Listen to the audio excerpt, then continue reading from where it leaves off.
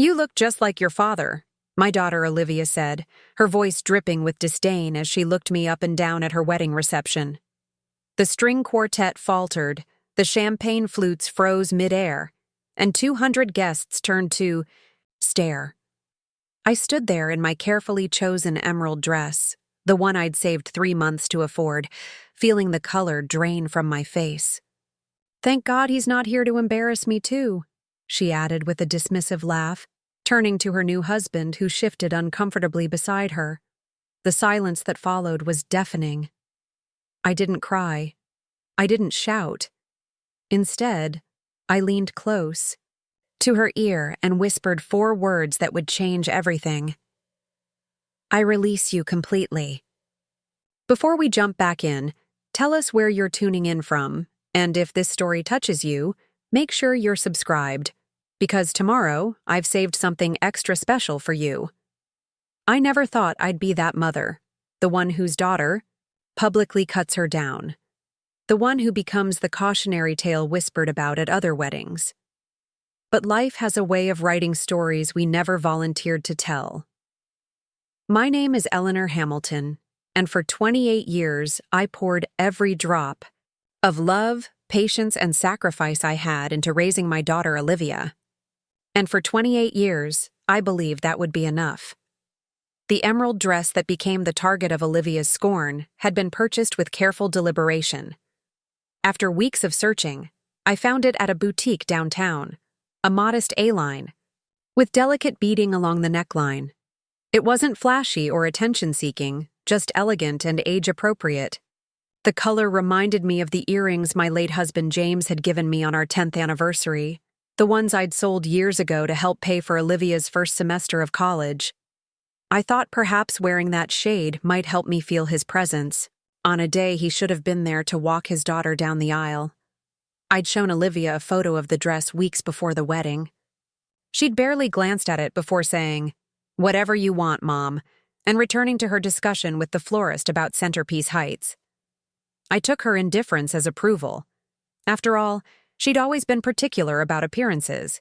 If she'd hated it, surely she would have said something.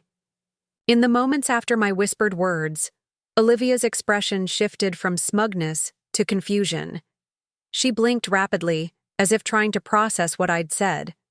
But before she could respond, her new mother-in-law, Catherine, smoothly stepped between us, raising her glass and loudly toasting to new beginnings. The guests gratefully seized the distraction, and the moment passed, at least for everyone else.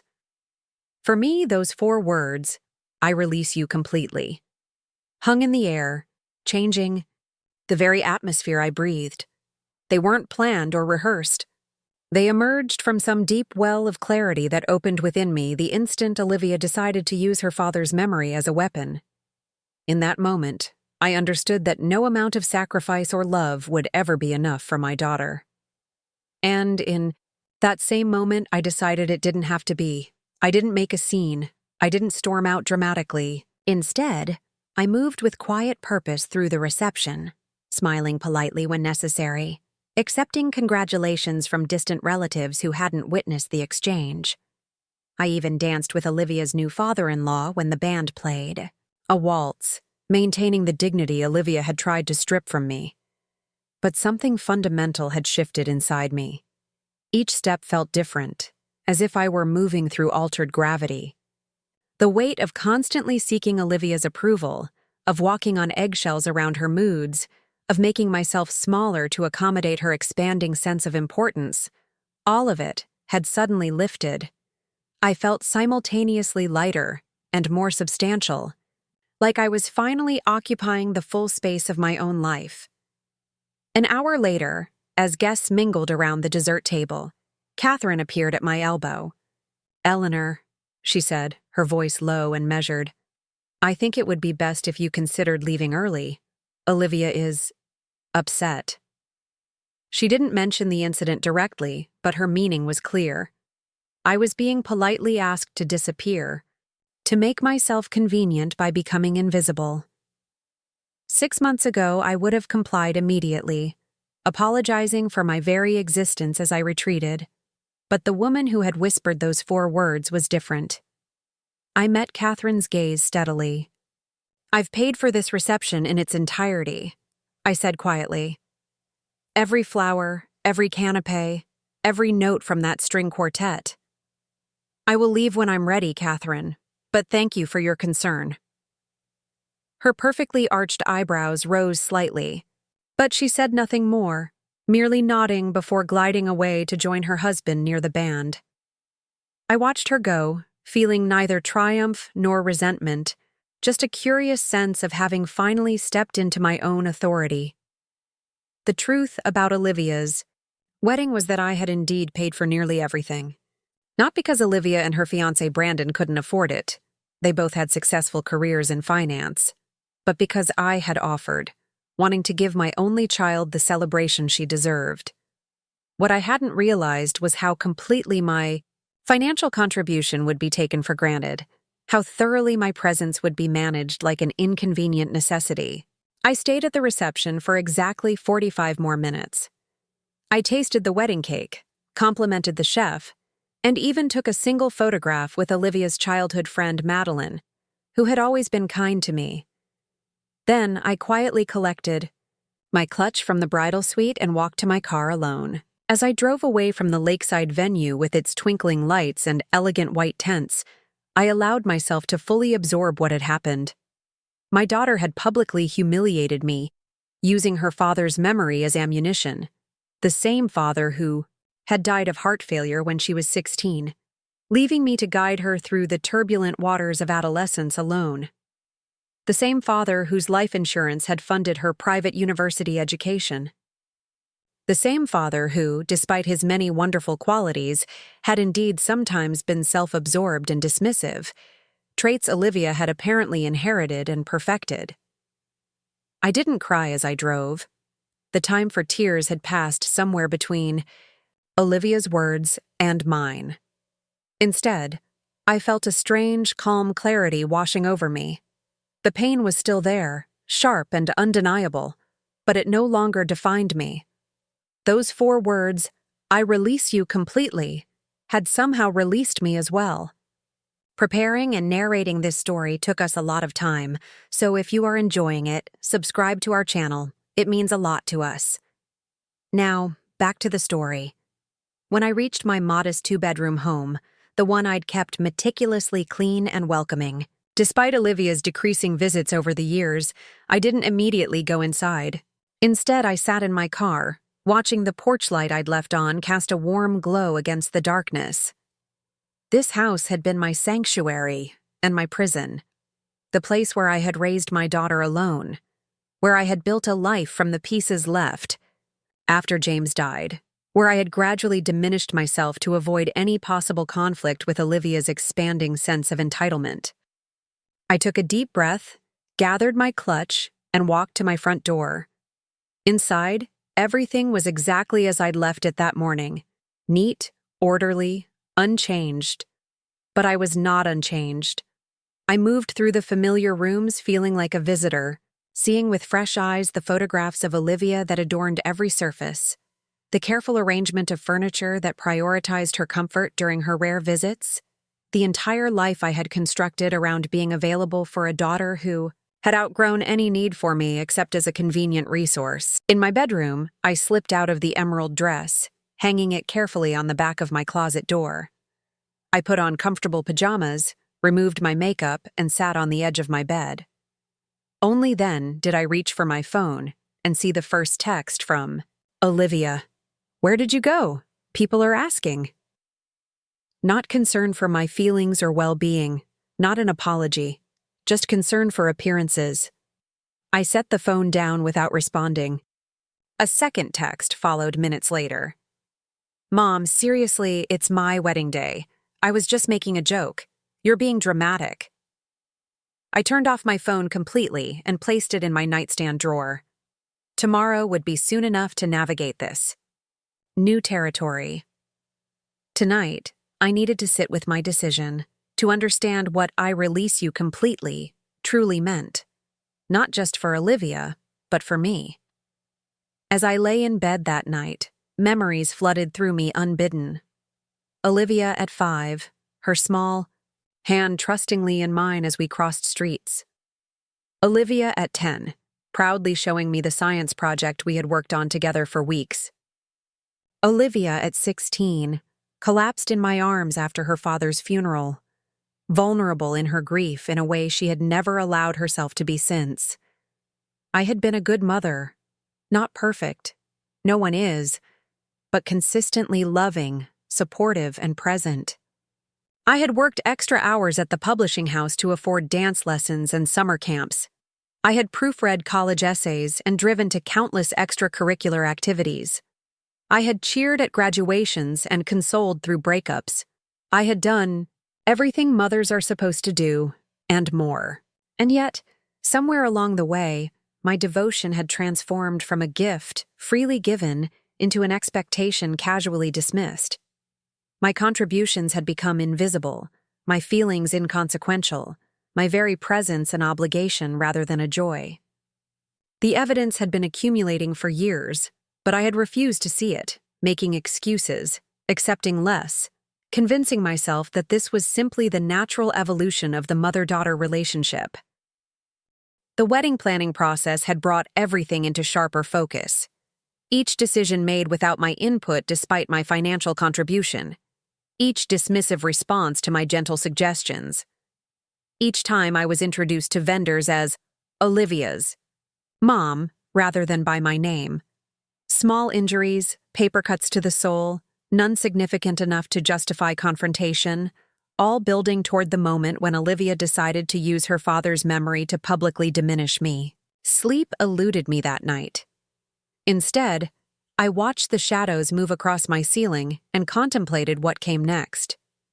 Those 4 words had emerged from some deep well of self-preservation. But what did they actually mean in practice? How does a mother release the child she has loved fiercely for nearly 3 decades? What would my life look like without the constant effort to maintain a relationship that had become increasingly one-sided? As dawn broke, casting soft pink light through my curtains, I realized I didn't have answers yet. But for the first time, in years I felt entitled to ask the questions, not as Olivia's mother, but as Eleanor Hamilton, a woman with her own needs, boundaries, and dignity. I made coffee and carried it to my small backyard garden, another sanctuary I had created during the lonely years after James died. The morning air was cool, the garden still wet with dew. I sat on the wrought iron bench James had given me for our last anniversary together and watched a hummingbird dart among the fuchsias. Life would continue. The sun would rise. Flowers would bloom.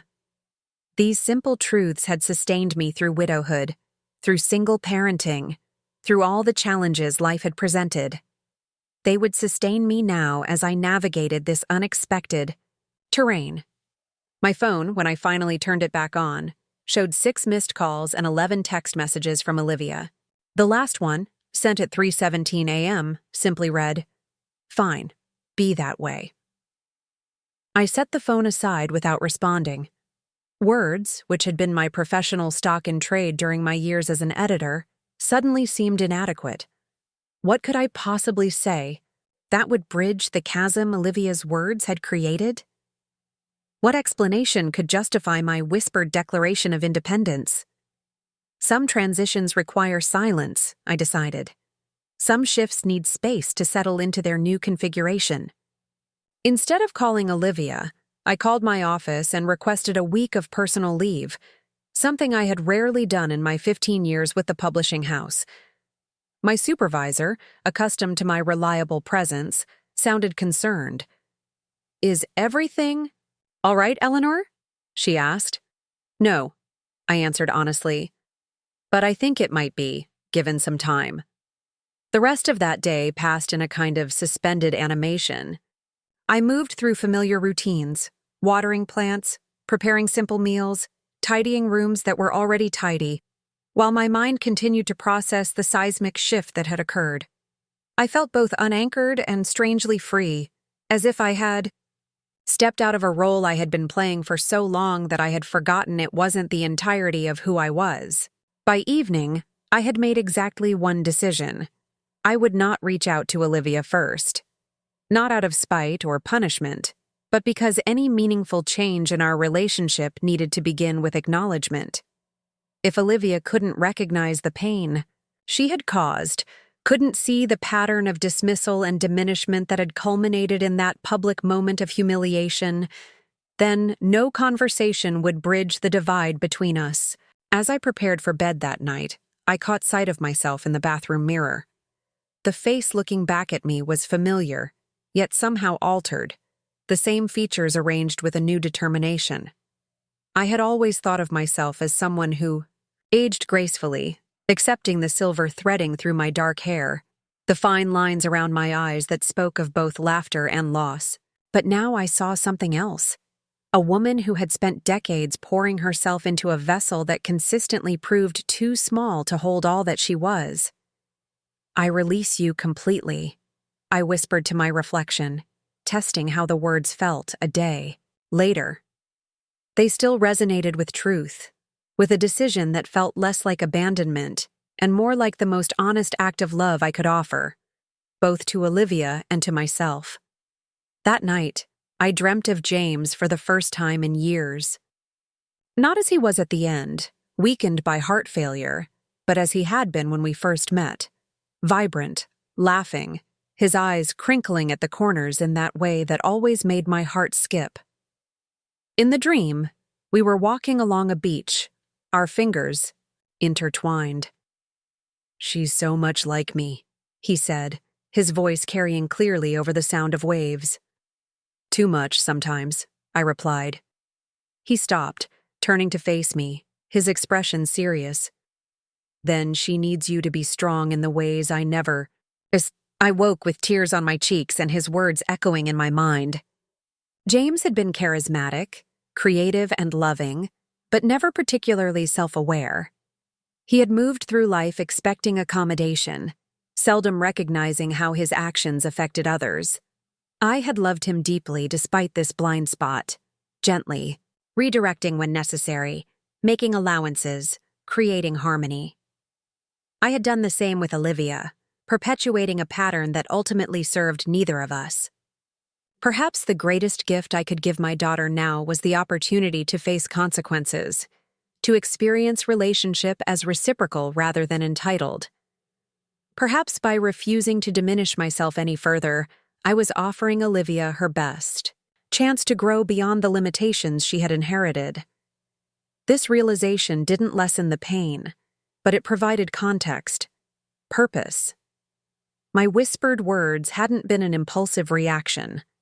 They had been a necessary recalibration, long overdue. The next morning, a text arrived from an unexpected source. Brandon, Olivia's new husband, had never contacted me directly before. His message was brief, but struck me as sincere. "Eleanor, I want to apologize for what happened at the reception. It wasn't right. I should have said something. I'm sorry." I sat with this message for several minutes before responding. "Thank you, Brandon. That means a lot." His reply came quickly. "Olivia's struggling. She doesn't know how to fix this." I considered carefully before typing. Some things can't be fixed with a simple apology. They require genuine understanding and change. I hope she finds her way there. He didn't respond further, and I didn't expect him to. He was newly married, navigating his own relationship with a woman whose complexity he was likely just beginning to fully comprehend. I appreciated his reach-out, but understood its limitations. 3 days after the wedding, I returned to work. Colleagues commented on my post-wedding glow, assuming my absence had been related to joyful celebration rather than profound reassessment. I smiled and thanked them, offering minimal details about the beautiful ceremony and lovely reception. In a way, I was protecting Olivia even now, preserving her public image while privately acknowledging the reality of our situation. My office had always been a sanctuary of sorts, a place where my expertise was valued, my contributions recognized. I threw myself into manuscript reviews and author consultations with renewed focus, grateful for the structured demands of professional life. Each completed task, each problem solved, each deadline met reinforced my sense of competence outside the complicated realm of motherhood. A week passed, then two. Olivia's texts had stopped after that initial flurry, and I had maintained my silence. I knew from social media, which I viewed but didn't engage with, that she and Brandon had returned from their honeymoon in Bali.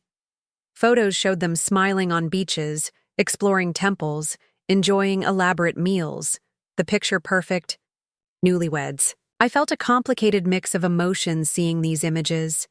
Love for the daughter I would always care about regardless of our relationship status, sadness for what had been lost, and a surprising absence of the desperate longing to be included. That would have consumed me before. In the evenings, I began making small changes to my home.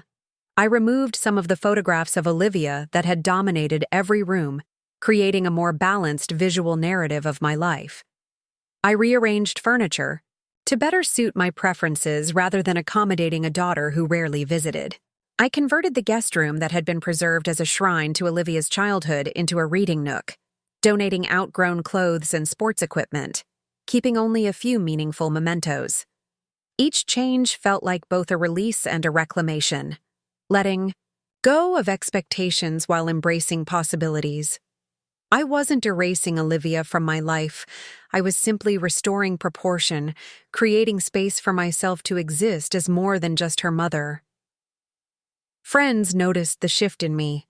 My colleague Diana, who had known me since before James died, commented during our weekly lunch that I seemed more present somehow. "You've always been thoughtful and kind," she said, studying me over her salad. "But there was always this sense that part of you was elsewhere, on standby for whenever Olivia might need you. That's different now." I considered her observation.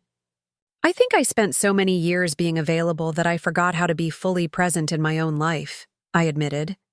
"I'm trying to change that." "It suits you," she said simply. Small invitations began to appear. A weekend hiking trip with colleagues, a book club meeting, a community theater production needing volunteer ushers. Before, I would have evaluated each against Olivia's potential needs or schedule. Now I simply considered my own interest and availability. I said yes more often than no, gradually weaving myself into a community beyond work and family. 3 weeks after the wedding, as I was deadheading roses in my garden, a car pulled into my driveway. I recognized it immediately. The sleek silver BMW Olivia and Brandon had purchased together last year. My heart raced, but I continued with my gardening, deliberately finishing the bush I was tending before setting down my shears and removing my gloves. Olivia emerged from the car looking immaculate as always. Designer jeans, cashmere sweater, hair pulled back in a perfect ponytail. But her expression was uncertain, almost tentative, an unusual look for my typically confident daughter.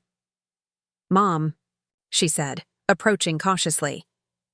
"Hello, Olivia," I replied, neither moving toward her nor stepping away. "How was Bali?" She blinked, apparently surprised by my casual greeting. "It was nice. Beautiful." She hesitated. "Can we talk?" I nodded, gesturing toward the patio set nearby. "Would you like some tea?" "No, I'm fine." She sat, perching on the edge of the chair as if prepared for a quick departure if necessary. I settled across from her, waiting. Olivia had never been comfortable with silence. True to form, she rushed to fill it. "You haven't answered my calls or texts." "No," I agreed, offering no explanation. She shifted uncomfortably. "Look, Mom, I know what I said at the wedding was hurtful, and I'm sorry. I had too much champagne, and I was stressed, and it just came out wrong." I studied my daughter's face, so like her father's in structure, so like mine in expression. I loved her profoundly, this complicated person I had brought into the world. but love was no longer enough to sustain the dynamic we had created. "What exactly came out wrong, Olivia?" I asked quietly. "The public humiliation? The dismissal of my feelings? The use of your father's memory as a weapon? Or the pattern of treating me as an inconvenience that has defined our relationship for years?" Her eyes widened. I had never spoken to her this directly before. Our conflicts had always followed a predictable script. Olivia would act inconsiderately. I would accommodate. She would eventually offer a partial apology. I would rush to accept it, grateful for any reconciliation. The cycle would reset until the next incident. "That's not fair," she protested.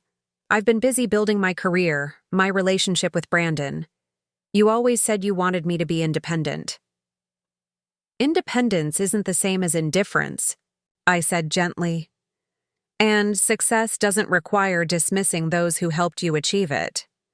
She flushed, looking away. "So, what were those 4 words about? I release you completely? Were you disowning me at my own wedding?" I took a deep breath, choosing my words carefully. I was releasing both of us from a dynamic that wasn't serving either of us. I was letting go of my expectation that my sacrifices would ever be truly seen or valued. And I was freeing you from the obligation of pretending to appreciate a mother you've outgrown. Tears filled her eyes, real ones, not the calculated tears she had sometimes used to manipulate situations in her favor. "I do appreciate you," she whispered. "Perhaps," I acknowledged. "But not in ways that honor my dignity or humanity, not in ways that recognize I am a person beyond my usefulness to you." A silence fell between us, heavy with unspoken truths and unprocessed emotions. In that space, I felt a profound sadness for all that had been lost, but also a strengthening resolve. I would not return to diminishing myself for the comfort of others, not even for my only child. "So what now?" Olivia finally asked, her voice small. "You're just done with me?" I reached across the table and briefly touched her hand, our first physical contact since before the wedding. "I will always be your mother, Olivia. I will always love you. But I'm no longer available for the role I've been playing in your life.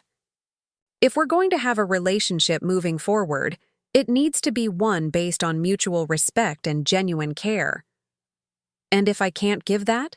she challenged, a flash of her typical defiance returning. "Then we'll both miss out on something potentially beautiful," I said simply. "The choice is yours. It always has been." She stood abruptly. "This is ridiculous. You're punishing me for one bad moment." I remained seated, looking up at my daughter, seeing both the wounded child and the entitled adult she had become. "No, Olivia. I'm responding to years of moments that culminated in one I could no longer ignore or excuse. There's a difference." She turned to leave, then paused, looking back at me with an expression I couldn't quite read. "Those 4 words," she said hesitantly. "Did you mean them?" "Yes," I answered honestly. "And they changed everything, not just for you, but for me."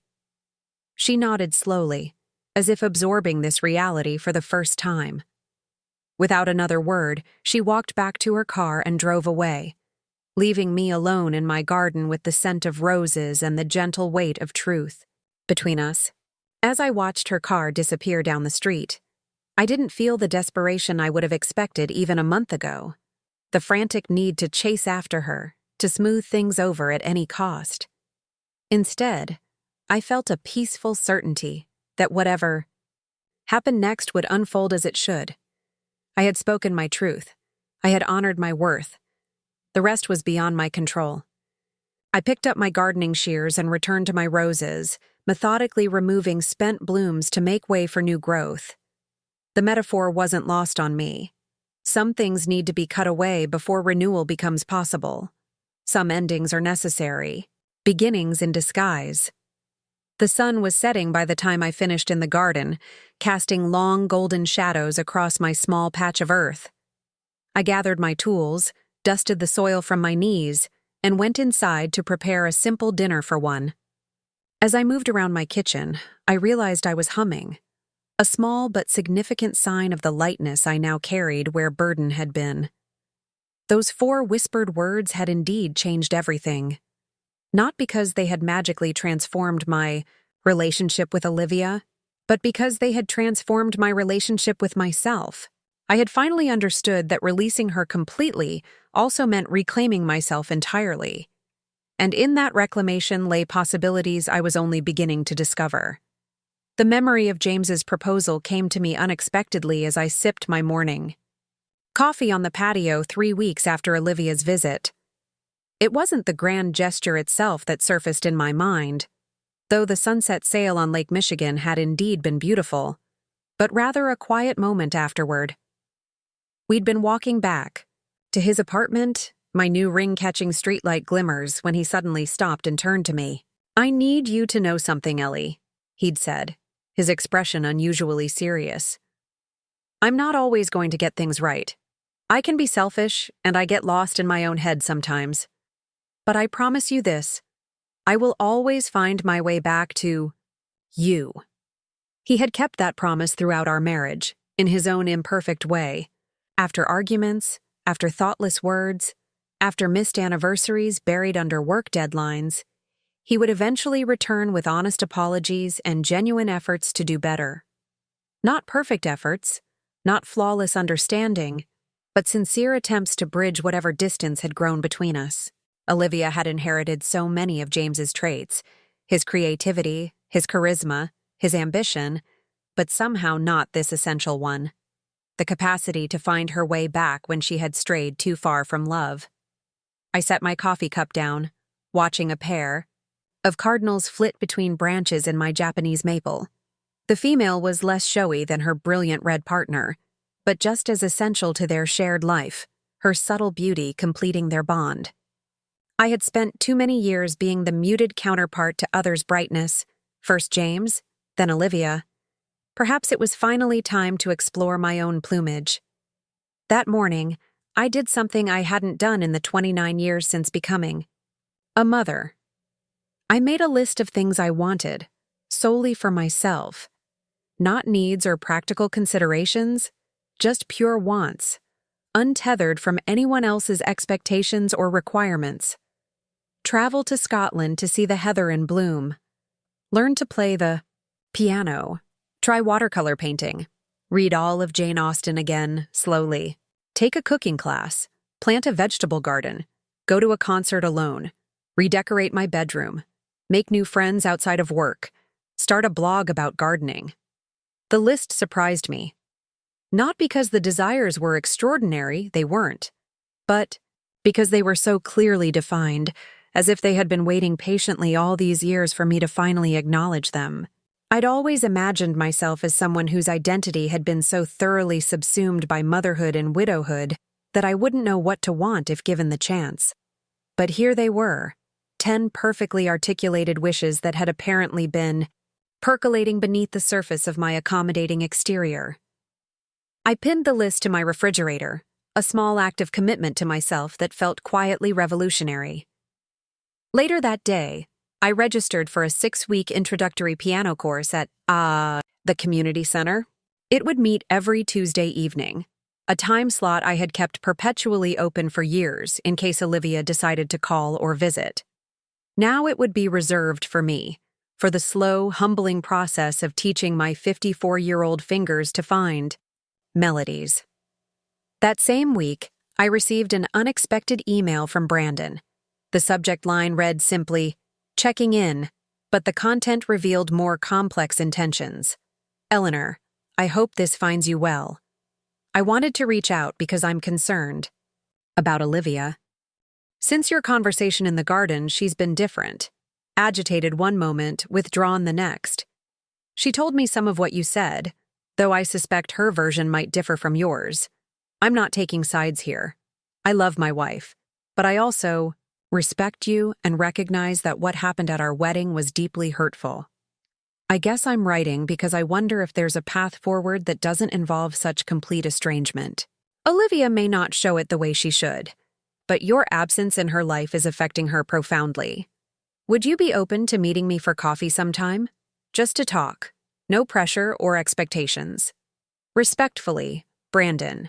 I read the email twice, appreciating its measured tone while recognizing the subtle pressure beneath its surface. My instinctive response, the one I would have given without hesitation before the wedding, would have been immediate agreement, an eager grasping at any opportunity to repair my relationship with Olivia, even through an intermediary. But the woman who had whispered those 4 words was more discerning now. I waited a full day before responding. Brandon, thank you for reaching out. I appreciate your concern for both Olivia and me. While I'm open to conversation, I want to be clear that I'm not seeking reconciliation at any cost. The issues between Olivia and me extend far beyond one incident at your wedding, and addressing them requires her direct engagement, not mediation. That said, I would be happy to meet you for coffee. I suggest Thursday at 2 p.m. at Lakeside Cafe, if that works for your schedule. Warm regards, Eleanor. His reply came within the hour, confirming the time and place and adding, "Thank you, I understand this isn't simple, and I respect your boundaries." Thursday arrived with unseasonable warmth, allowing us to sit at an outdoor table overlooking the small-town lake. Brandon arrived precisely on time, dressed in business-casual attire that suggested he'd come directly from his office. He had always struck me as a steady counterbalance to Olivia's more volatile nature, thoughtful where she was impulsive, diplomatic where she was direct. They complemented each other well when they allowed themselves to. "Thank you for meeting me," he said after we'd ordered. "Black coffee for him, Earl Grey for me." "Of course," I replied, settling into the wrought iron chair. "How are you adjusting to married life?" A small smile crossed his face. "It's been wonderful in many ways, and challenging in others, as I imagine all marriages are." I nodded, appreciating his honesty. James used to say marriage was the hardest thing he'd ever loved doing.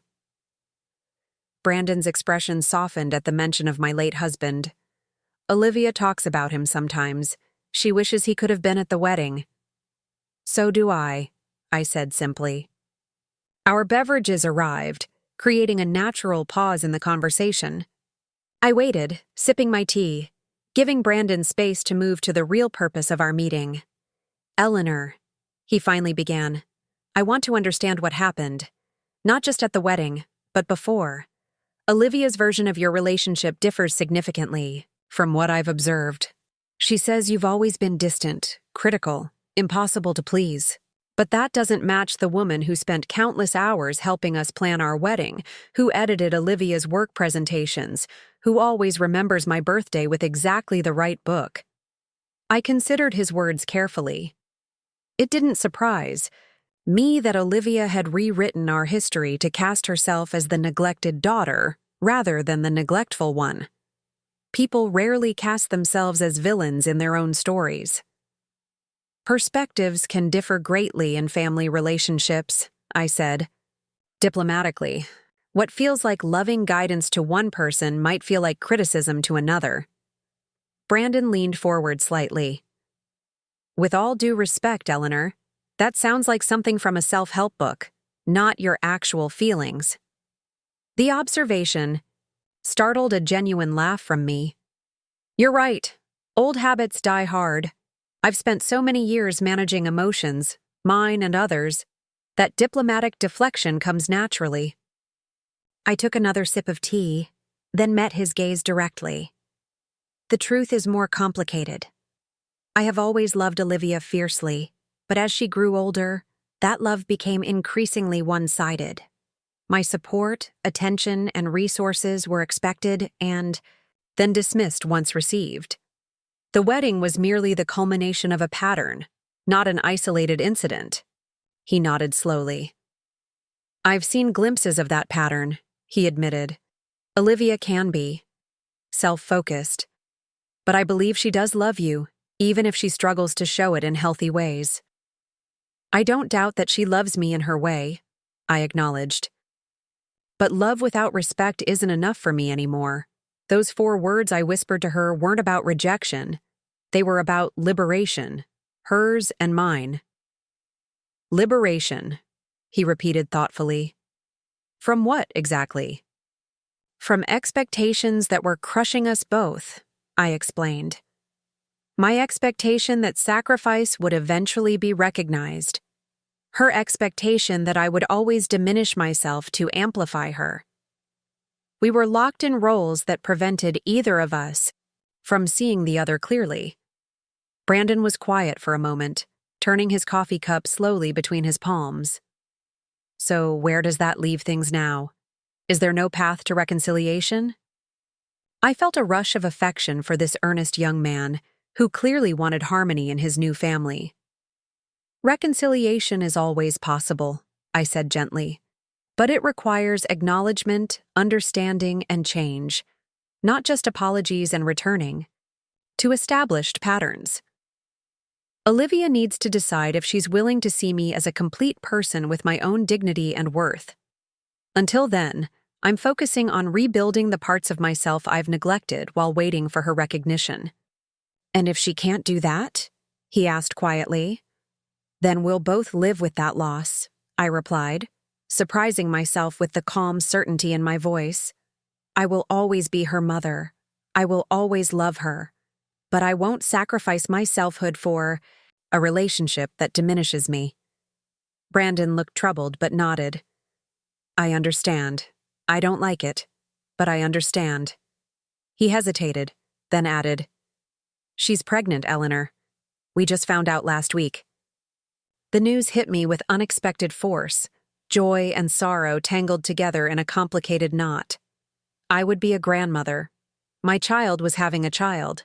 The cycle would continue, patterns potentially repeated or broken, depending on choices not yet made. Congratulations, I said sincerely. That's wonderful news. She hasn't decided whether to tell you, he continued. She's afraid you'll reject her, reject the baby. I shook my head firmly. I would never reject my grandchild, Brandon. Regardless of my relationship with Olivia, that child is innocent of our history. Will you tell her that I told you? I considered the question. No, that should be her news to share when and if she chooses to. But know this. My door is always open to honest conversation. It always has been. We finished our drinks in thoughtful silence. As we prepared to leave, Brandon hesitated. The things you're doing for yourself now, the piano lessons, the reading group Diana mentioned, Olivia's noticed. She checks your social media even though she doesn't comment or like anything. This revelation didn't particularly surprise me. Olivia had always been more aware than she pretended to be. I'm not living my life for her attention, I said, positively or negatively. I'm living it for myself, finally. I know, he said. That's what bothers her, I think. You're happier without her. I touched his arm gently. Not without her, Brandon. Without the weight of impossible expectations. There's a difference. We parted with a brief hug, and I watched him walk to his car, shoulders slightly hunched as if carrying a burden he wasn't sure how to set down. I felt compassion for him, caught between his wife and her mother, trying to navigate emotional currents he hadn't created, but was nonetheless affected by. On my drive home, I contemplated the news of Olivia's pregnancy. A grandchild. Something I had hoped for but never pressed, knowing how Olivia valued her career and independence. The timing seemed both ironic and perfect. As I was finally learning to parent myself with the care and attention I deserved, Olivia was embarking on her own journey of parenthood with all its joys and challenges. Would motherhood soften her? Would it help her understand the complexity of maternal love? The constant balance between holding close and letting go? Or would it simply provide another stage for her to perform the role of perfect mother? Curated, For social media and professional advancement? These questions weren't mine to answer. Olivia's path as a mother would be her own to discover, just as mine had been. All I could do was continue my own journey of reclamation and remain open to whatever authentic connection might eventually emerge between us. At home, I found myself drawn to the spare bedroom that had once been Olivia's, now transformed into my reading nook. In the closet, still untouched from my recent purge of childhood memorabilia, was a small cedar chest. I knelt and opened it, revealing the baby clothes I had saved from Olivia's infancy. A yellow knitted cap made by my mother, the tiny dress she wore home from the hospital, a pair of impossibly small booties. I lifted each item carefully, memories washing over me. The overwhelming love I had felt the first time I held her. The fierce protectiveness. The absolute certainty that I would do anything to ensure her happiness and well-being. Those emotions had been pure and uncomplicated then, untarnished by years of subtle rejections and growing distance. I refolded the clothes and closed the chest, leaving it where it was. Not because I expected Olivia to want these items for her child, but because they were part of my story too. Tangible reminders of a love that had been real and true, regardless of what came after. That evening, I sat at my newly acquired digital piano, carefully following the beginner exercises my instructor had assigned. My fingers felt clumsy on the keys, my progress painfully slow compared to the children in my class. But there was joy in the struggle, in the humbling process of learning something completely new in middle age. As I practiced a simple C major scale for the 20th time, my phone buzzed with a text notification. I ignored it until I had completed the exercise, giving my full attention to the notes beneath my fingers. When I finally checked the message, I found myself staring at words I hadn't expected. "Mom, I need to tell you something important. Can I come over tomorrow evening?" Olivia. Direct and to the point as always, with no acknowledgement of our last difficult conversation in the garden. The old Eleanor would have immediately rearranged her schedule, canceling plans if necessary to accommodate her daughter's request. The new Eleanor checked her calendar first. Tomorrow evening was my watercolor class, the second item I had tackled. From my list of personal desires, a 4-week introduction to painting techniques held at a local art studio. I had been looking forward to it all week, already having purchased supplies and watched preparatory videos online. I texted back, "I have a painting class from 6 to 8 p.m. tomorrow. I could see you at 8:30 if that works for you, or we could find another day that works better for both of us." 3 dots appeared, disappeared, appeared again. Finally, 8:30 is fine. No guilt trip, no passive-aggressive comment about my unavailability, just simple acceptance of my boundary. It was a small thing, but it felt significant. I returned to my piano practice with renewed focus, my fingers finding the notes with slightly more confidence. The melody was still halting, still imperfect, but recognizable now, a simple tune emerging from what had once been merely noise. The watercolor class the next evening proved absorbing, the time passing quickly as I learned to blend colors and create simple washes across thick, textured paper. My first attempts were messy, colors bleeding beyond their intended boundaries, proportions awkward. But the instructor, a serene woman in her 60s named Marjorie, moved calmly among the students, offering encouragement and gentle corrections. "Art isn't about perfection," she told me as I frowned at my lopsided attempt at a sunset. "It's about process, presence, and the courage to create something that didn't exist before. The joy is in the doing, not just the outcome." I thought about these words as I drove home afterward, my painting drying on the back seat. They seemed applicable to more than just watercolors, to relationships, to personal growth, to the remaking of a life long devoted to others' needs. The joy is in the doing, the courage to create something new. Olivia's car was already in my driveway when I arrived, 15 minutes before our agreed meeting time. She sat inside it, apparently on a phone call, gesturing animatedly as she spoke. I parked beside her and gathered my painting supplies, giving her privacy to finish her conversation. Inside, I quickly freshened up, washing paint from my hands, and changing from my art-smudged shirt into a clean blouse. I was setting out cups for tea when Olivia finally knocked and entered without waiting for a response, a habit from her childhood that had once seemed natural, but now registered as presumptuous. "You're taking an art class?" she asked immediately, having noticed the wet painting I'd propped on the counter to continue drawing.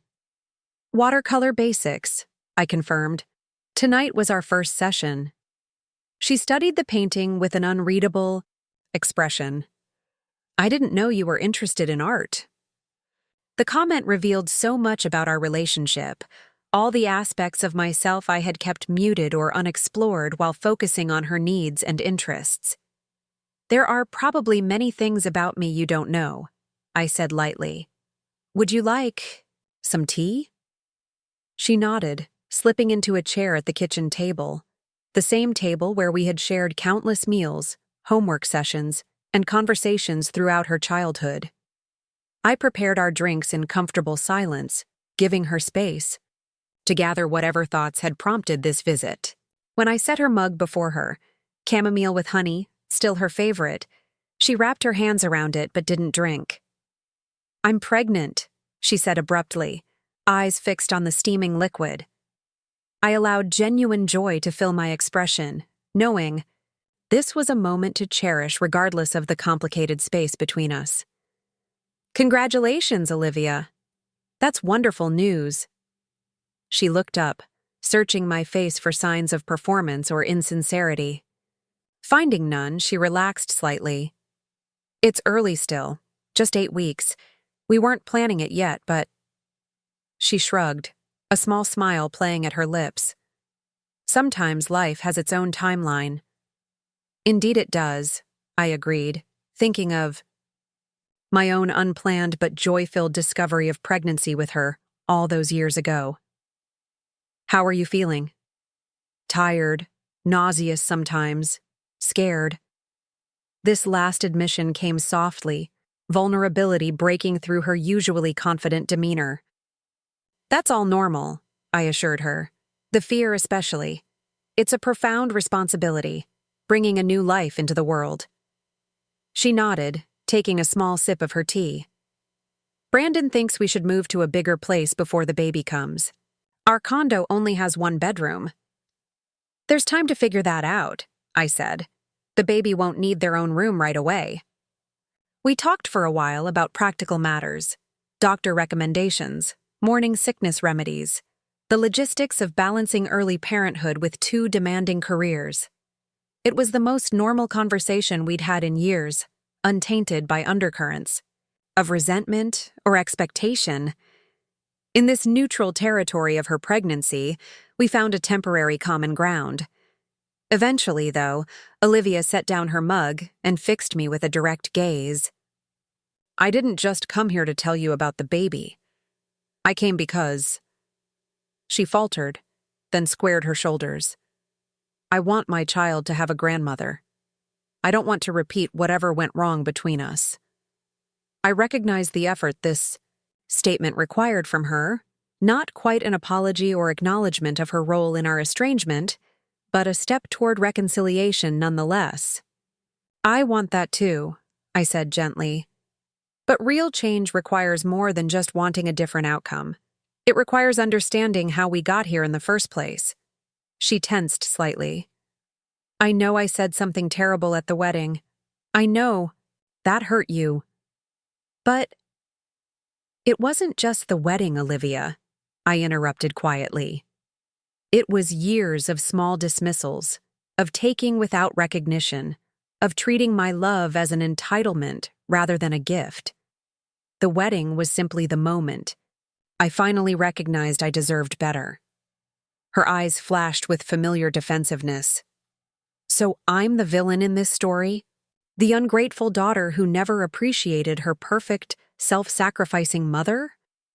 "No," I said, maintaining my calm. "There are no villains here, just two imperfect people who fell into roles that no longer serve either of us. I played my part too, enabling patterns I should have addressed years ago, seeking your approval in ways that diminished my own authority, allowing fear of conflict to silence my needs. She was quiet for a moment, absorbing this. "Those 4 words," she finally said. What did they really mean?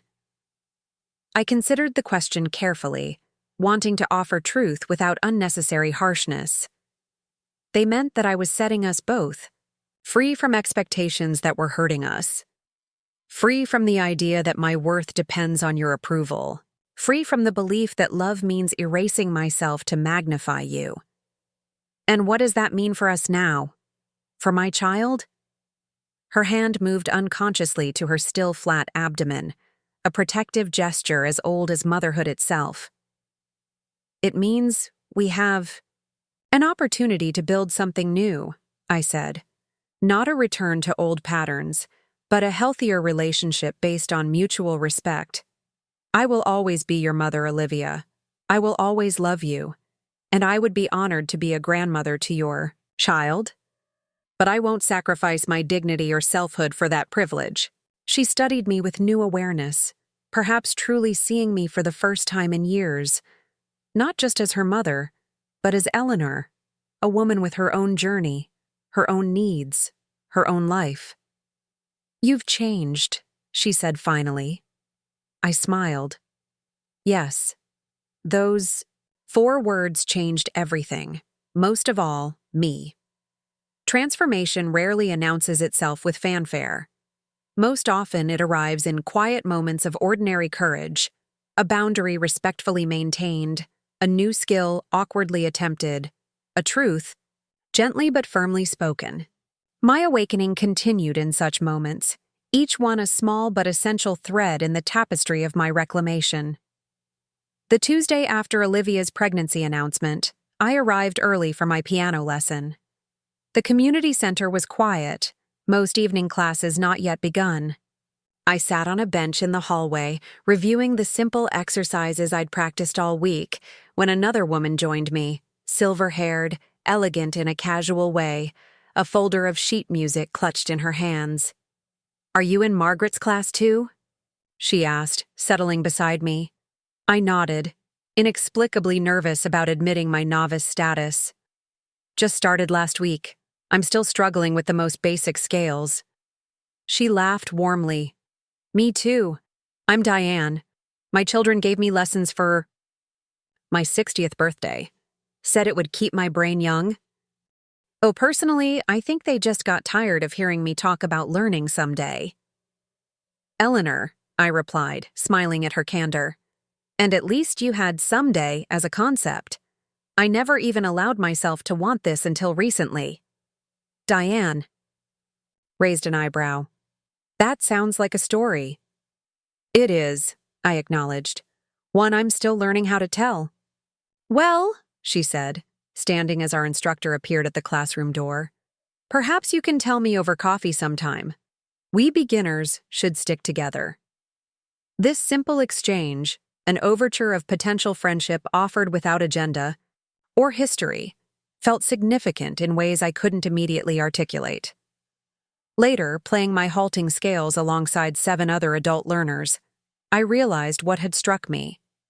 Diane had seen me simply as I was in that moment, not as someone's mother or widow or employee, but as a fellow piano student with a story. The interaction carried no weight of expectation or past disappointment. It was refreshingly uncomplicated. After class, we exchanged phone numbers. "Thursday morning at Riverside Cafe," she suggested. "They have excellent scones." I checked my mental calendar. No obligations, no appointments, nothing but my own time to allocate as I chose. "Thursday sounds perfect," I replied. This new friendship with Diane blossomed with surprising ease over the following weeks. Our coffee meetings became a regular fixture in my increasingly self-determined schedule. Unlike the relationships I'd cultivated as Olivia's mother or James's wife, connections largely formed through proximity to their lives, This one belonged entirely to me. We discovered shared interests in gardening and historical fiction, laughed about our mutual clumsiness at the piano, and gradually shared deeper stories of our lives. Diane had raised 3 children, navigated a difficult divorce in her 40s, and reinvented herself as a travel consultant specializing in trips for women over 50. Her independence and self-possession inspired me. She had faced loss and disappointment without becoming bitter or diminished by them. "The secret," she told me one morning as we walked through a local botanical garden, another shared interest we'd discovered, "is knowing the difference between carrying your past and being defined by it. I've made peace with my history, my failed marriage, my occasional parenting missteps, the dreams I deferred too long. But I refuse to let those chapters dictate the story I'm writing now." I considered her words as we paused to admire a particularly vibrant display of autumn asters. "I think I spent too many years being defined by my relationships to others," I admitted. "First as James's wife, then as Olivia's mother. Those identities became so all-encompassing that I almost disappeared beneath them." "And now?" Diane asked, studying me with genuine interest. "Now I'm reclaiming pieces of myself I'd forgotten existed," I said. "Or perhaps discovering aspects I never knew were there at all. It's both terrifying and exhilarating." She nodded, approvingly. "That's the best kind of journey, the one that scares you a little while calling you forward. I think they call that growth." My relationship with Olivia evolved cautiously during this period. Following her pregnancy announcement, we established a tentative new pattern: Sunday afternoon phone calls, occasional text messages sharing pregnancy updates or benign daily observations. These interactions were carefully cordial, both of us, seemingly aware of the fragile bridge we were constructing between our old dynamic and whatever might emerge in its place. I maintained my boundaries with gentle consistency. When Olivia suggested I accompany her to an important ultrasound appointment scheduled during my watercolor class, I declined politely but firmly. "I'd love to see the images afterward," I offered. Instead, she accepted this without the dramatic pushback I might have expected before, perhaps beginning to understand that my unavailability wasn't rejection, but simply self-respect. The most profound change occurred in late October, as Olivia entered her 2nd trimester. She had invited me to join her and Brandon for dinner at their condo, the first such invitation since before the wedding. I arrived bearing a small gift, not for Olivia, but for my unborn grandchild, a collection of classic children's books I had carefully selected, each one inscribed with a brief, loving message. "These were some of your favorites when you were little," I explained as she unwrapped the package. "I thought you might enjoy reading them to the baby someday." Olivia lifted out the top book, Goodnight Moon, its cover slightly worn from hundreds of bedtime readings years ago. She opened it slowly, finding my inscription. "For my grandchild. May you always know that love, like the moon, remains constant even when hidden from view. With boundless affection, Grandma Eleanor." Something shifted in her expression, a softening around the eyes, a vulnerability rarely permitted. "I remember this one," she said quietly. "You used to do all the different voices." "You wouldn't let anyone else read it to you," I recalled, smiling at the memory. "Not even your father. It had to be me, with all the proper inflections." Brandon, who had been setting the table, joined us on the sofa. "Olivia does voices when she reads manuscripts at work," he said. "Her colleagues tease her about it, but the authors love hearing their characters brought to life that way." I glanced at my daughter, surprised. This professional habit, this echo of our bedtime ritual, was something I'd never known about. How many other connections might exist between the child she had been and the woman she had become? How many inherited traits and learned behaviors had traveled with her, even as she had tried to distance herself from her roots? The dinner was pleasant, the conversation flowing more naturally than it had in years. Olivia showed me ultrasound, images, Brandon described their plans for converting their home office into a nursery, and I shared anecdotes about my piano and painting classes. We carefully avoided topics that might trigger old tensions, yet the evening didn't feel superficial. Rather, it felt like the first chapter of a new story we were cautiously writing together. As I prepared to leave, Olivia walked me to the door. While Brandon cleared the dishes, she hesitated, then said, "I've been thinking a lot about what you said, about patterns and roles and how we got here." I waited, giving her space to continue at her own pace. "I don't want to repeat those patterns with my child," she continued, one hand resting lightly on her now visible baby bump. "I don't want them to feel they have to earn my love or approval. I don't want to create the kind of relationship where resentment builds beneath the surface until it explodes. That awareness is a powerful first step," I said gently. "Patterns only continue when we refuse to acknowledge them." She nodded, then looked directly at me with unusual vulnerability. "How do you do it? How do you love someone without losing yourself in them?" The question startled me with its insight and honesty. It was perhaps the first time Olivia had asked for my wisdom without a hint of dismissal or superiority. A genuine request from one woman to another. "I'm still learning that myself," I admitted. "But I think it starts with understanding that true love expands rather than diminishes. It doesn't require sacrifice of selfhood. It calls for the courage to be fully yourself while allowing others the same freedom." I paused, then added, "And it requires boundaries, which aren't walls but rather clear markers of where you end and others begin." Olivia absorbed this quietly. Then, with characteristic directness, she asked, "Are we going to be okay, Mom? You and me?" I considered her question carefully, wanting to offer truth rather than false reassurance. "I believe we can build something healthier than what we had before," I said. "Not by forgetting the past, but by learning from it. I'm willing to try if you are." She nodded, then surprised me with a brief but genuine hug before I left, our first physical contact since before the wedding. It wasn't a dramatic reconciliation, no tearful apologies or promises of instant transformation. But in that simple embrace, I felt the possibility of growth, of new understanding gradually taking root between us. As autumn deepened toward winter, my own transformation continued in quiet but meaningful ways. My piano playing progressed from halting scales to simple melodies.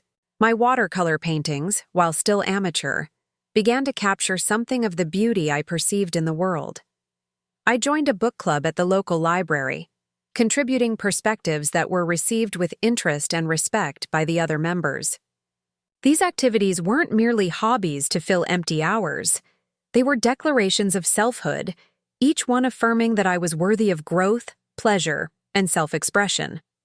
They were reclamations of time and energy I had previously directed, almost exclusively toward others' needs and ambitions. One crisp November afternoon, I was working in my garden, preparing plants for the coming winter, when Diana, my colleague from the publishing house, stopped by unexpectedly. "Sorry to drop in without calling," she said, joining me beside a bush I was carefully mulching. "I was in the neighborhood and remembered you mentioning your garden renovation." "No apology needed," I assured her, brushing soil from my gloves. "I'm glad for the company. Would you like some tea?" I was about to take a break anyway. As we settled on the patio with steaming mugs, Diana studied me with thoughtful eyes. "You seem different these days," she observed. "More present, somehow, more yourself." I smiled, recognizing the truth in her assessment. "I'm learning who that self actually is," I admitted. "It's been a surprising journey." "Does it have anything to do with what happened at Olivia's wedding?" she asked carefully. "People at the office have heard rumors. Nothing specific, just that something significant occurred." I wasn't surprised that whispers had reached my workplace. The publishing world was smaller than many realized, with overlapping social and professional circles. "Something did happen," I acknowledged. but it was really just the catalyst for changes that were long overdue. Diana nodded, not pressing for details I hadn't offered. Well, whatever sparked it, the transformation suits you. You've always been competent and kind, Eleanor, but now there's a certainty about you that's compelling. People have noticed. Her word startled me. I had been so focused on my internal journey that I hadn't considered how my evolution might appear to others, particularly my colleagues. Noticed in a concerning way? I asked. Diana laughed. Quite the opposite. Marcus actually asked me yesterday if you'd be interested in heading the new literary fiction imprint we're launching next spring. He said you've been bringing a fresh perspective to editorial meetings lately, speaking up more confidently, advocating for projects you believe in rather than just handling whatever's assigned to you. This news surprised me. Marcus, our publishing director, had always treated me with professional respect, but I'd never been on his radar for leadership positions. I had competently managed my corner of the nonfiction department for years, never pushing for advancement or recognition. I hadn't realized my behavior at work had changed that noticeably, I said. It has, Diana confirmed. In the best possible way. You should consider Marcus's offer seriously. The role would be perfect for you. More creative control, a team, to mentor, better compensation. Unless you're content where you are? The question gave me pause. Was I content with my current professional position? I had never really asked myself that before, accepting my role as adequate, stable, suitable for a single mother's needs. But the woman I was becoming deserved more than mere adequacy in any aspect of her life. I'll think about it, I promised. Diana. And I meant it, not as a polite deflection, but as a genuine commitment to consider what I truly wanted from my career going forward. That evening, after Diana left, I found myself drawn to my bedroom closet. In the back, still wrapped in protective plastic, hung the emerald dress from Olivia's wedding, the dress that had become the target of her public disdain, the catalyst for my whispered declaration of independence. I hadn't looked at it since, that night, hadn't been able to face the complicated emotions it represented. I removed it carefully from the rod, laying it across my bed and slowly peeling away the plastic covering. The fabric caught the light, the rich green reminiscent of new growth, of possibility. I had chosen it so carefully, saved for it diligently, worn it with such quiet pride before Olivia's words had transformed it into a symbol of shame. But looking at it now, months later, I saw it differently. This dress had witnessed one of the most courageous moments of my life. The instant when I had finally said enough, when I had chosen dignity over accommodation, truth over comfortable silence. Far from being a reminder of humiliation, it was actually a tangible representation of my awakening. I hung it back in my closet, this time at the front where I could see it regularly. Not as a wound to revisit, but as a milestone to honor. Then I sat at my small writing desk and opened my laptop, crafting an email to Marcus expressing interest in discussing the literary imprint position. I wrote it carefully but confidently, neither underselling my qualifications nor apologizing for my ambition. When I pressed send, I felt another small but significant thread of self-reclamation weaving into place. The following week brought an unexpected invitation. Brandon contacted me, asking if I would join him and Olivia for their baby's gender reveal. A small gathering of close family and friends scheduled for the weekend after Thanksgiving.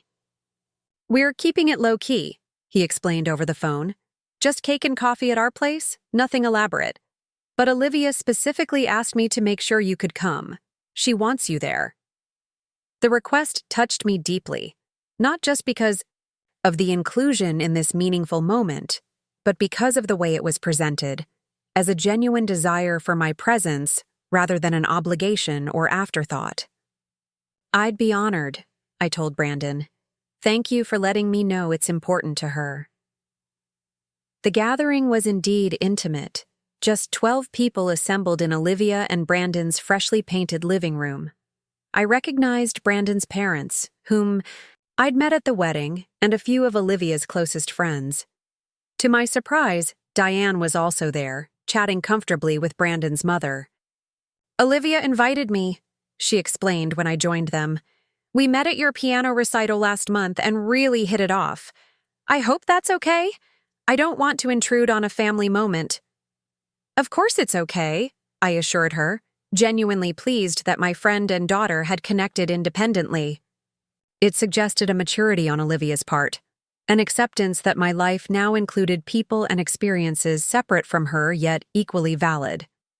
The reveal itself was charmingly simple. No elaborate balloon releases or confetti cannons, just a homemade cake with frosting that would reveal either pink or blue when cut. Olivia, looking radiant in a flowing maternity dress, handed me the knife.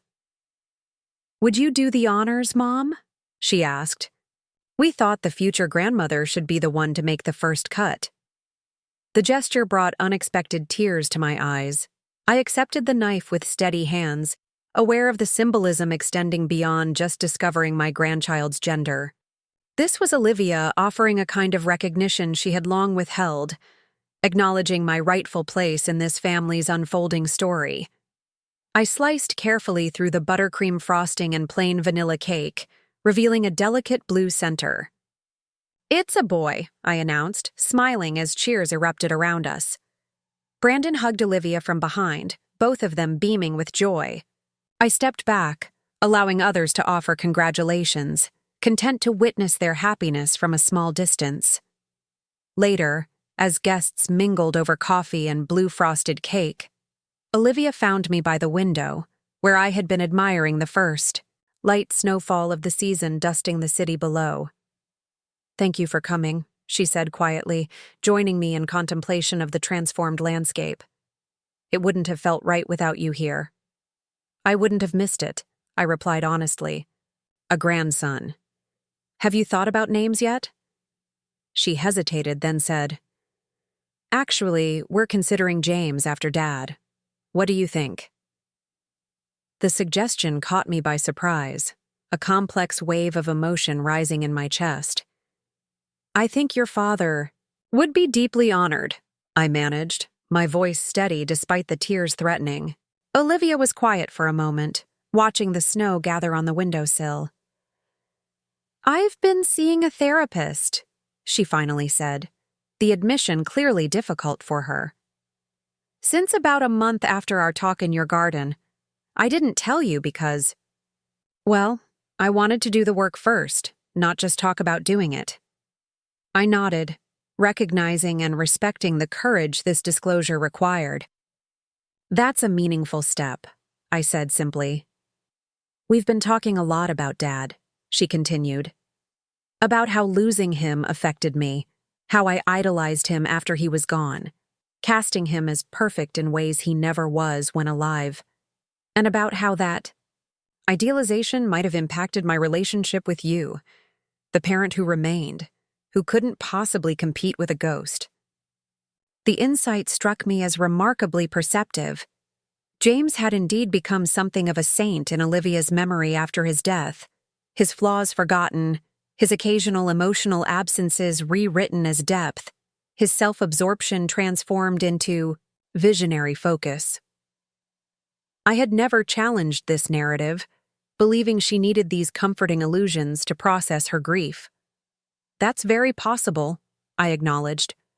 "Grief distorts memory in many ways, often kinder to the departed than to those left behind." "She's helping me see patterns," Olivia said, still watching the snow rather than meeting my gaze. "Ways I've pushed people away when they get too close, how I've used accomplishment and perfection as shields. Ways I'm like Dad, for better and worse." She turned to face me then. "And ways I've hurt you by refusing to see you as separate from your role as my mother." I felt a profound respect for the self-examination these words represented. This wasn't a practiced apology designed to smooth things over, but a genuine reckoning with difficult truths. "We all have patterns," I said gently. "The question is whether we're willing to recognize and challenge them." "Those 4 words you whispered," she said, her voice barely audible above the gentle hum of conversation behind us. "They made me so angry at first. I thought you were abandoning me, rejecting me when I needed you most. But that's not what they meant," I responded quietly. She nodded. "I know that now. You were setting us both free from expectations that were hurting us both. You were choosing yourself after a lifetime of putting everyone else first." She took a deep breath. "I'm trying to learn how to do that too. How to love without losing myself, like you said. For the baby's sake, and for my own." In that moment, I saw my daughter more clearly than perhaps I ever had before. Not just as the child I had raised or the woman who had hurt me, but as a complex human being navigating her own journey of becoming. Like me, she was a work in progress, wrestling with inherited patterns and struggling toward greater awareness. Like me, she contained multitudes, capacity for both wounding and healing, for both blindness and insight. "We're both learning," I told her, reaching out to squeeze her hand briefly. "That's all any of us can do." As I drove home from the gender reveal, snow falling gently around my car, I reflected on the meandering path that had brought me to this point. From the public humiliation at Olivia's wedding to the quiet dignity of today's gathering. From the whispered words that had changed everything to this new understanding gradually taking shape between us. The transformation wasn't complete. Perhaps it never would be. Relationships, like gardens, require ongoing tending, constant adjustments to changing conditions. Olivia and I would likely always navigate some degree of tension between our different personalities and needs. We would make mistakes, fall into old patterns, disappoint each other in ways both large and small. But something fundamental had shifted. We were both awake now, aware of the dynamics that had shaped our relationship for better and worse. We were both committed, however imperfectly, to creating something healthier than what had come before. And I was awake to myself in ways I had never been before, to my own needs, desires, capabilities, and boundaries. Those 4 whispered words, "I release you completely," had indeed changed everything. Not by severing connections, but by creating space for authentic ones to finally emerge. As I pulled into my driveway, I noticed the light in my sewing room was on, a lamp I must have forgotten to turn off before leaving. Through the window, I could see my piano in the corner, sheet music open to the piece I was currently learning. Beside it stood my easel, a half-finished watercolor landscape taking shape on the paper. Bookshelves lined one wall, filled with volumes I was finally making time to read. The room that had once been merely functional now reflected a life being lived with intention and joy. I smiled as I turned off the car engine. Tomorrow would bring piano practice, a meeting with Marcus about the literary imprint position, perhaps, sometime in the garden if the snow let up. Simple activities, ordinary choices, yet each one a declaration of selfhood, a step further along the path of becoming fully Eleanor. 4 words had started this journey, but it would take thousands, more, spoken, written, lived, to complete the story I was now writing for myself, one courageous choice at a time. The first day of spring arrived with gentle insistence, coaxing crocuses through the still cold earth and painting the trees with the faintest hint of green. I stood in my garden, coffee mug warming my hands against the morning chill, surveying the awakening landscape with quiet satisfaction. 6 months had passed since Olivia's gender reveal party. Nearly 9 since those 4 whispered words at her wedding had set us both on unexpected paths of transformation. My grandson, James Richard Matthews, was due in just 3 weeks. The nursery was prepared, painted a serene sage green with woodland creatures stenciled along one wall. A project Olivia and I had surprisingly completed together over several weekends, our paintbrushes moving in companionable silence punctuated by occasional conversation about everything and nothing. These shared hours had been healing in ways that direct confrontation could never achieve. The rhythmic work of creation providing safe space for new patterns to emerge between us. "You've missed your calling," Olivia had remarked one afternoon, watching me add delicate details to a fox's whiskers. "You should have been an artist." I had smiled, recognizing that the old Eleanor would have immediately dismissed such a notion, minimizing her talents to avoid any hint of self-importance. Instead, I simply said, "It's never too late to discover new parts of yourself." Olivia had studied me thoughtfully, brush paused mid-stroke. "No," she'd agreed. "I'm beginning to understand that." Now, as spring unfurled around me, I reflected on all the new growth that had flourished in my own life during these months of gradual awakening. The literary imprint I now directed at the publishing house was preparing to launch its first titles, a carefully curated collection of voices I believed deserved wider recognition. My team, assembled with deliberate attention to diverse perspectives and complementary strengths, had coalesced into a creative force that exceeded even Marcus's optimistic projections. "You've always had this in you," he'd told me during our most recent review meeting. "You just needed permission to lead from your authentic strengths rather than trying to fit someone else's template." My piano playing had progressed from halting scales to simple but recognizable melodies. My watercolors now adorned not only my own walls, but those of several friends who had requested pieces. I had even started a modest blog about gardening and late-life renaissance that had attracted a small but engaged following of women similarly reclaiming themselves after years of self-neglect. These external achievements, however satisfying, were merely reflections of the more profound internal transformation. The woman who had once apologized for her very existence now moved through the world with quiet confidence. The mother who had once absorbed her daughter's dismissal without protest now maintained healthy boundaries with compassionate firmness. The widow who had preserved her husband's memory while forgetting her own vitality now honored James's place in her past, without allowing it to limit her present or future. I was still in the process of becoming. We all are, until our final breath.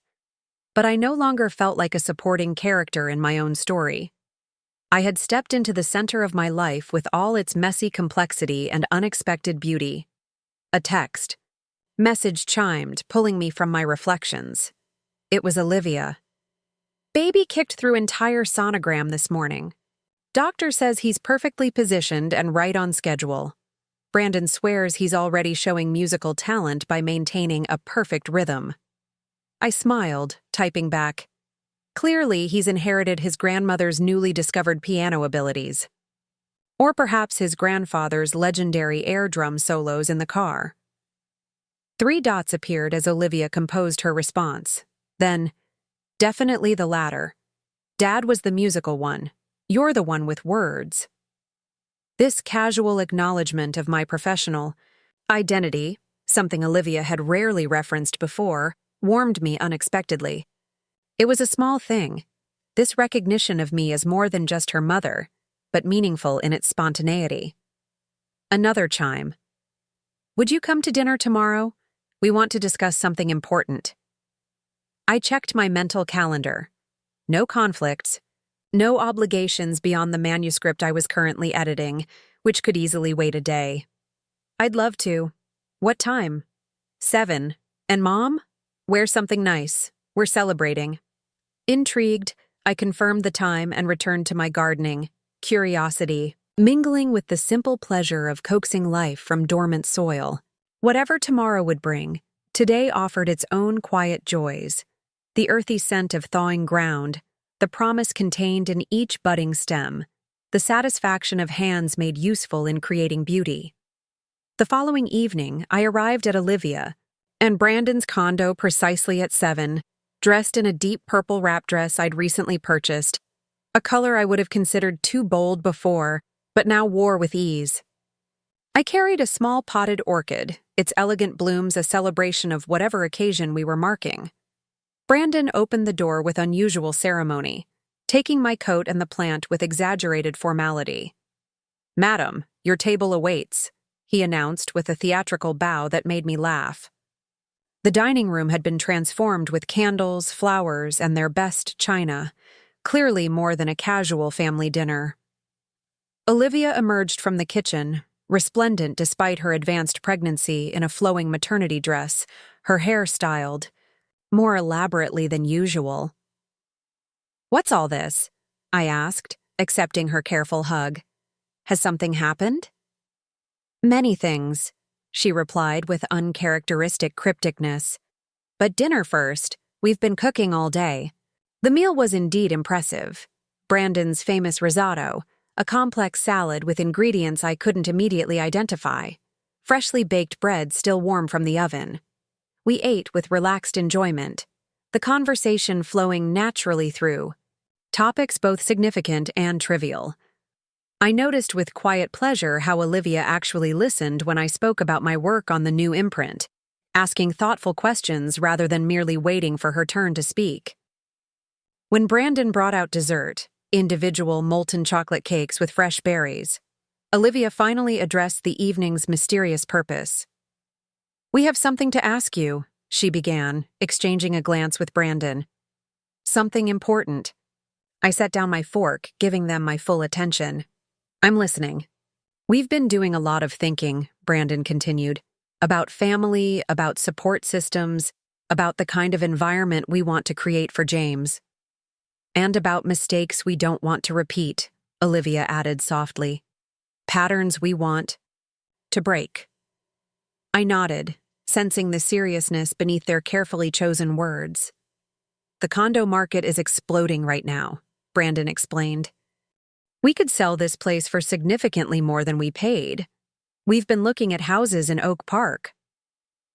Oak Park, the charming historic suburb where I lived. The implication wasn't lost on me. "We found one," Olivia said, sliding her phone across the table to show me a listing. 4 bedrooms, beautiful garden, walking distance to the train for Brandon's commute. And she hesitated, then finished. 3 blocks from your house." I studied the photo of a handsome craftsman bungalow, trying to process what this might mean. "It looks lovely," I said carefully. "Are you considering an offer?" "We've already made one," Brandon replied. "It was accepted yesterday. That's part of what we're celebrating." "Congratulations," I said sincerely. "It's a beautiful home, in a wonderful neighborhood. You'll love it there." Olivia took a deep breath. "There's more. The 4th bedroom. We're thinking of making it a guest room, one that could potentially become—" She glanced at Brandon, who nodded encouragingly. "A place for you, if you wanted it." I blinked, unsure I was understanding correctly. "A place for me?" "Not now," Brandon clarified quickly. "Not soon, but someday, if living alone becomes less ideal, or if you wanted to be closer to James as he grows up, a space that would be yours, with privacy and independence, but connected to us." "We're not asking you to make any decisions," Olivia added. "We're just letting you know that door is open, that we're creating space, literal space, for you in our future plans." The significance of this offer nearly overwhelmed me. Not just the practical consideration it represented, but the profound shift in perspective it revealed. My daughter, who had once treated me as an inconvenient footnote to her life story, was now deliberately making room for me in her family's future, not out of obligation or crisis, but from genuine desire for my presence. "I'm touched," I said simply, emotion making elaborate responses impossible. "Truly." "There's one more thing," Olivia said, her hand unconsciously moving to her rounded abdomen. "We've been talking about childcare arrangements for when I return to work after maternity leave. We've interviewed several nannies, but nothing felt quite right." Brandon reached for her hand, supporting whatever was coming next. "Mom, would you consider watching James 2 or 3 days a week? Not as an obligation or expectation, but as a paid position that you could accept or decline based on your own needs and schedule. You'd be his grandmother every day, but his caregiver only, when it works for your life too. The offer stunned me with its thoughtfulness. Not a presumptuous assumption that I would naturally want to provide free childcare, not a casual exploitation of grandmotherly love, but a respectful proposal that honored both my relationship to James and my separate identity as a woman with her own life and commitments. "You would pay me to spend time with my grandson?" I asked, wanting to be certain I understood. "We would compensate you for providing professional-level care," Brandon clarified. "The grandmother part is free and priceless. The childcare provider part deserves financial recognition." I considered their proposal, appreciating its careful delineation of boundaries. "What about my work at the publishing house? The new imprint is just getting established." "That's why we're suggesting part-time," Olivia explained. 2 or 3 days maximum, scheduled around your professional commitments. We've already spoken with a highly recommended nanny who could cover the remaining days. You wouldn't be our only childcare solution, just our preferred one, if it aligns with your desires too. The thoughtfulness of their planning moved me deeply. They had clearly discussed this extensively, considering my needs alongside their own, rather than simply expecting accommodation. This was what mutual respect looked like in practice: recognition of interdependence without presumption or exploitation. "I would be honored," I said finally. "Let me speak with Marcus about adjusting my schedule, but I believe we can make this work beautifully." Relief and joy spread across Olivia's face. "Really? You'll do it?" "Of course," I replied warmly, "but with one condition." She tensed slightly, old wariness briefly shadowing her expression. "What condition?" I smiled reassuringly. "That you promise to tell me if this arrangement ever stops working for any of us. That we commit to honest communication rather than silent resentment if challenges arise." The tension in her shoulders released. "That's a promise I can absolutely make," she agreed. "We're done with silence as a coping mechanism in this family." "Completely done," Brandon affirmed, raising his water glass. "To new patterns, new beginnings, and the imminent arrival of James Richard Matthews." We clinked glasses, the simple ritual sealing a moment of authentic connection. As we continued talking about the new house, the nursery furniture that would need to be moved, and Brandon's ambitious plans for the overgrown garden, I marveled at the journey that had brought us here, from the wounded silence after Olivia's wedding to this thoughtful collaboration around our shared future. Those 4 whispered words, "I release you completely," had created space for something I couldn't have imagined 9 months ago. A relationship with my daughter based on mutual respect rather than obligation, on choice rather than expectation. Not perfect, still evolving, but grounded in truth rather than comfortable illusions. 2 weeks later, on a gloriously sunny April morning, my phone rang at 5:17 a.m. Brandon's voice, breathless with excitement. "Olivia's water broke. We're heading to the hospital now." I was dressed and in my car within 10 minutes, heart racing, with anticipation. The roads were nearly empty at that hour, the journey to the hospital swift and dreamlike in the pale dawn light. I found Brandon pacing in the maternity ward waiting area, his expression a complicated mix of exhilaration and concern. "She's already 7 centimeters, he reported. "The doctor says it's progressing quickly for a first baby. Olivia's asking for you." This unexpected request, that I join them in the delivery room, momentarily stunned me. Olivia had been characteristically private about her birth plan, not sharing many details beyond the basics. I had assumed I would wait outside until after the birth, perhaps joining them once mother and baby were cleaned up and settled. "Are you sure?" I asked Brandon. "Birth is such an intimate experience." He nodded firmly. "She specifically requested you. Said something about wanting her mother's strength nearby." A nurse escorted me to the labor room after I'd donned the appropriate protective gear. Olivia lay on the bed, face flushed with exertion, hair already damp with sweat despite the relatively early stage of labor. She reached for my hand as I approached, gripping it with surprising strength. "You're here," she said simply, relief evident in her voice.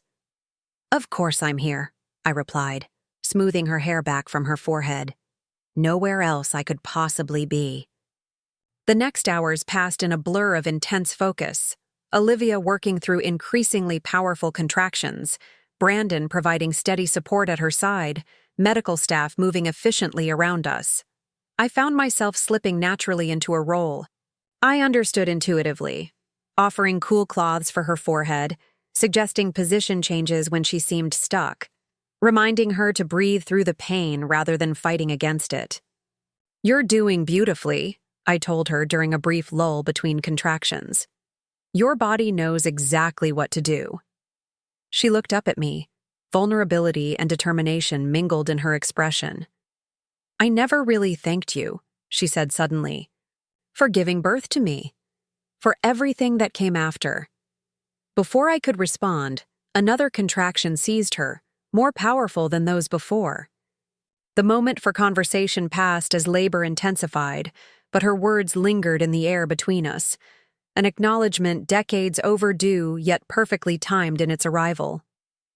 James Richard Matthews entered the world at 11:43 a.m., announcing himself, with a robust cry that filled the room with its vitality. The doctor placed him immediately on Olivia's chest, his tiny body still slick with the evidence of his journey, his face scrunched in outraged protest at the brightness and chill of his new environment. "Hello, little one," Olivia whispered, tears streaming down her face as she cradled him close. "We've been waiting for you." Brandon leaned in, one arm around Olivia's shoulders, the other hand gently touching his son's dark, downy head. The three of them formed a perfect tableau of new family, complete unto themselves in that sacred first encounter. I stepped back slightly, giving them space for this precious initial bonding, but Olivia looked up, catching my movement. "Mom," she said softly, "come meet your grandson." I moved closer as she shifted James slightly, angling him so I could see his perfect face, the button nose, the rosebud mouth, the delicate eyelashes resting against flushed cheeks. He had Brandon's coloring, but something in the shape of his eyes reminded me startlingly of James Sr., my late husband looking back at me through the mystery of genetic memory.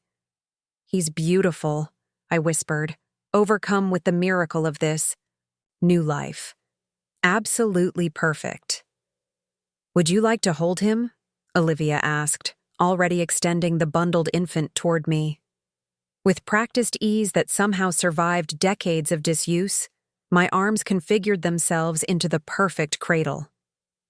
James settled against me, his tiny body surprisingly substantial, radiating the unique warmth of newborn life. His eyes opened briefly, unfocused, dark blue as all newborns are, before closing again in exhausted contentment. In that moment, holding my grandson while standing beside my daughter, I felt the full circle of life's journey with breathtaking clarity.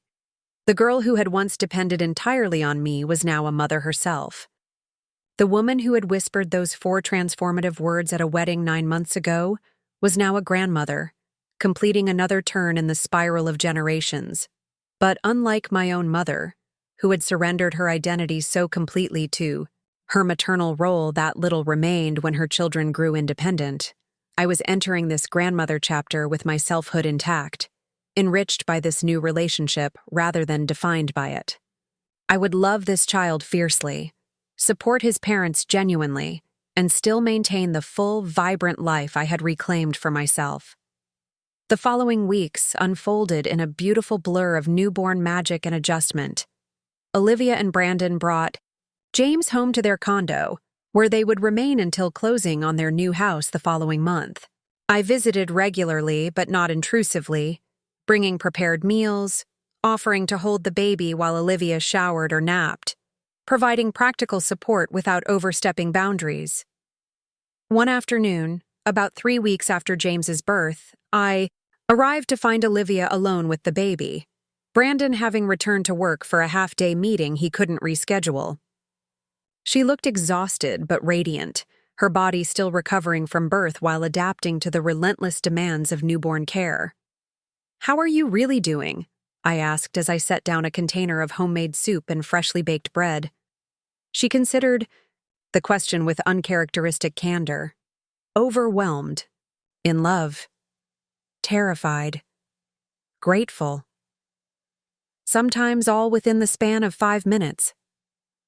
She shifted James to her shoulder, patting his back with gentle rhythm.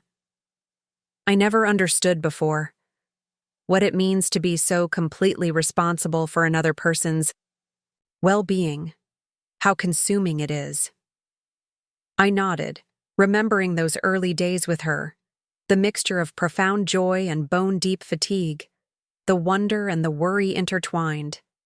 "It's the most demanding role you'll ever love," I acknowledged, "and the one most likely to show you both your greatest strengths and your deepest insecurities." "Did you feel this way with me?" she asked, genuine curiosity in her voice. "This? So consumed?" "Entirely," I admitted. "Especially after your father died and I became solely responsible for everything. Your physical needs, your emotional well-being, your future security. It was overwhelming at times." She was quiet for a moment, processing this with new understanding. "I think I owe you an apology," she finally said, "for all the times I took that dedication for granted, for expecting perfection without recognizing the human being behind the mother." "You were a child," I reminded her gently. "Children aren't supposed to see their parents as complete humans with needs and limitations. That understanding comes later, if it comes at all." "Still," she insisted, "I could have been more appreciative as I got older, less dismissive of everything you sacrificed." I reached over to stroke James's downy head, marveling at the perfection of his tiny ear. "Perhaps," I acknowledged, "but I also could have done better at maintaining my own boundaries, at modeling healthy selfhood alongside dedicated motherhood.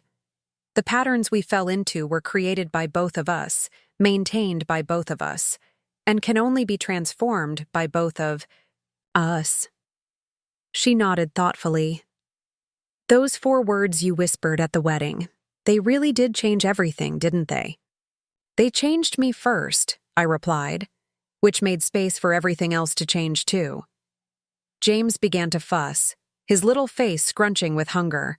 Olivia adjusted her clothing to nurse him, a process still new enough to require concentration.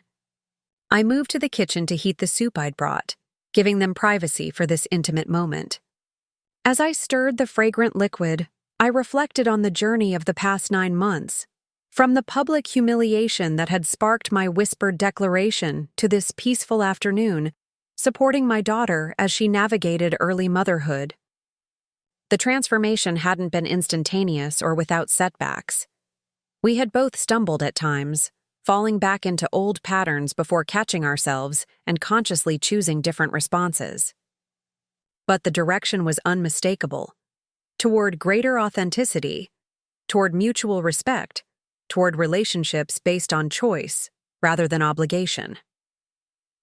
"I release you completely" had not been an ending, but a beginning. The first step on a path toward genuine connection, toward seeing and being seen in all our complicated humanity. I carried 2 bowls of soup to the living room, setting Olivia's within easy reach as she continued nursing James. She looked up with a tired smile of gratitude. We ate in companionable silence, the spring sunlight streaming through the windows, illuminating 3 generations bound by blood and choice, by history and possibility. In that ordinary moment of shared nourishment, soup passed from mother to daughter while a newborn drew sustenance from his mother's body, I felt the profound simplicity of what I had been seeking all along. Not perfection or idealized family, harmony, but authentic presence. the courage to be fully myself while allowing others the same freedom, the wisdom to recognize that true love expands rather than diminishes, creating space for growth rather than demanding contraction. 4 words had started this journey, but the story continued to unfold with every choice, every boundary respectfully maintained, every genuine connection nurtured. Not a fairy tale ending, but something far more valuable. A life authentically lived, relationships honestly tended, love freely given without sacrifice of self. And in that continuing story lay the most powerful truth of all, that it's never too late to whisper the words that might change everything, for others, but most importantly, for ourselves. Up next, you've got 2 more standout stories right on your screen. If this one hit the mark, you won't want to pass these up. Just click and check them out. And don't forget to subscribe and turn on the notification bell so you don't miss any upload from us.